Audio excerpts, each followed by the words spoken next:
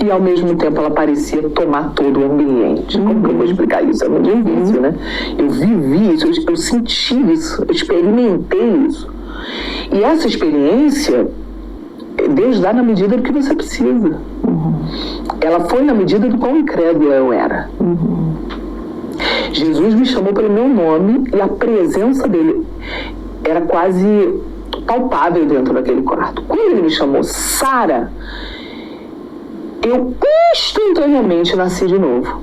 Instantaneamente. Como é que eu sei que eu nasci de novo? Porque o nascer de novo, ele é um momento de ruptura da morte espiritual.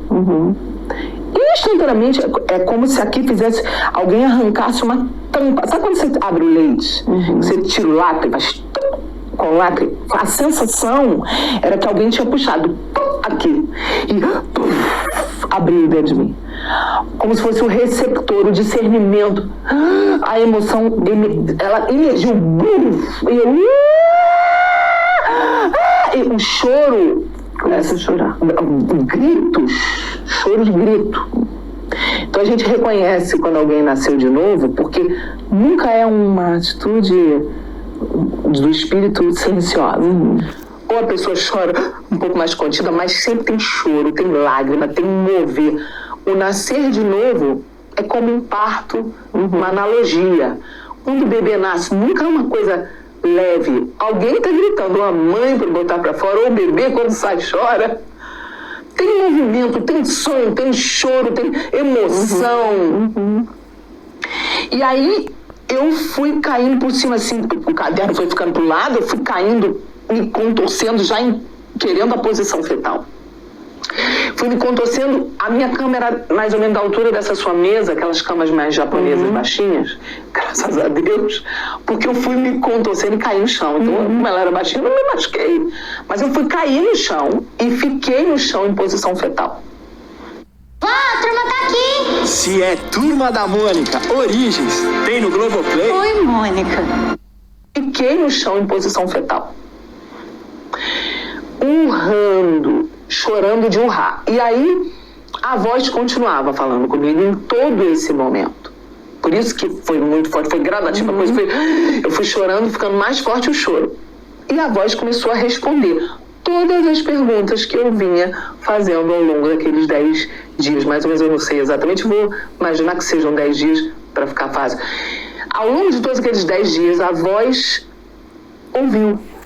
Aquela voz me respondeu todas as perguntas.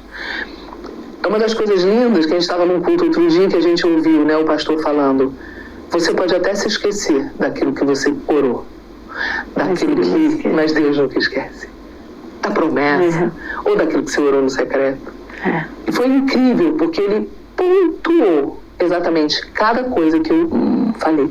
Gente. E ele foi respondendo, uma por uma, pá. Cada pergunta minha, pá. Foi falando que ele era Deus, que ele veio à Terra como homem, que ele morreu e ressuscitou. Foi falando que a Bíblia era a verdade. Tudo que eu perguntei, a Bíblia é a verdade? Tudo. E no final de tudo, assim, que eu comecei a passar mal, porque o choro era muito forte. E quando a gente chora, o nosso diafragma faz um movimento de... para puxar o ar, né? Porque a emoção mexe com o diafragma, então a gente treme, assim. Por isso que a única coisa que você não consegue fazer, cantar, a única coisa que pode ser um impedimento para cantar é o choro. Você consegue cantar de várias formas, né? Mas cantar chorando é impossível porque você não consegue puxar o ar para cantar. Porque o choro, ele altera o diafragma, né? E aí, o diafragma tremendo, ele colou. E ele não descia mais, porque o choro foi tão forte que eu não conseguia mais fazer o movimento de respirar. Travou. E eu não respirava mais. E aí subiu, e eu comecei a sentir a ponta dos meus dedos formigar. Meu Deus. Ou seja, eu comecei a desoxigenar. E aí a voz, que era muito linda, muito suave. Eu vou chorar, de lembrar. Ai, Deus, segura. Respira. De lembrar, me dá vontade de chorar.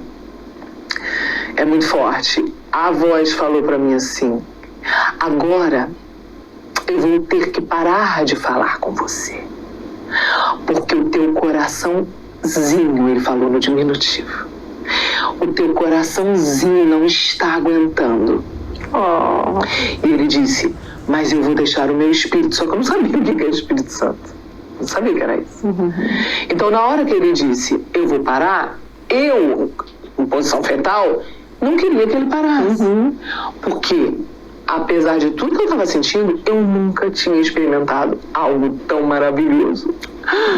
Era muito maravilhoso. É a coisa mais maravilhosa que existe. Nada dessa terra, nenhum prazer, nada que você possa usufruir dessa terra se compara com aquilo. Então, eu estava experimentando a coisa mais maravilhosa que eu já tinha experimentado em toda a minha vida. Nada! E eu fui uma mulher que eu vivi muitos prazeres, eu experimentei muita coisa do mundo. Por isso eu acho tão pobre e tão triste quando alguém diz assim, vai lá me xingar, um hater, vai lá na minha rede social me xingar, fez tudo o que quis, agora tá aí posando santo. Tem gente, talvez esteja assistindo falando isso na própria mente.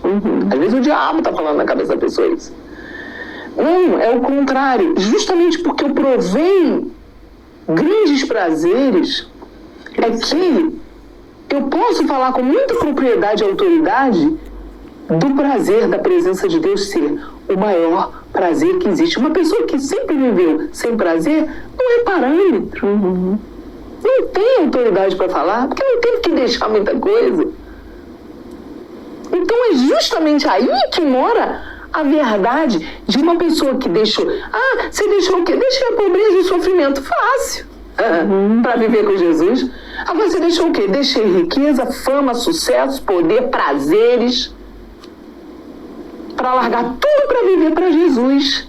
É a história da minha vida. Ai, que saco. Ela acha que ela é especial. Não acho que eu sou especial. Eu fui salva. Ela acha que ela é santarrona, ela é muito santa.